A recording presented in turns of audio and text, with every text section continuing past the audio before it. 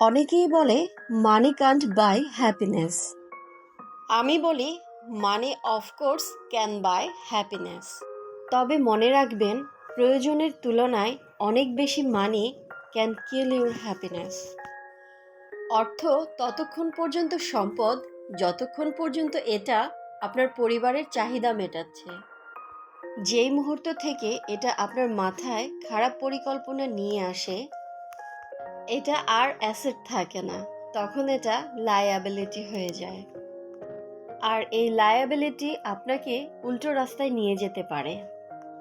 তাই সুখ কিনতে টাকা কামানোর দরকার আছে। আবার যদি বিলাসবহুল জীবন কাটাতে চান, তাহলে বেশি টাকার দরকার আছে। কিন্তু মনে রাখবেন, জীবনে এত বেশি টাকা কামানোরও দরকার নেই যেটা আপনাকে অন্ধকারের অতলে নিয়ে যাবে। আপনি টাকা কামান,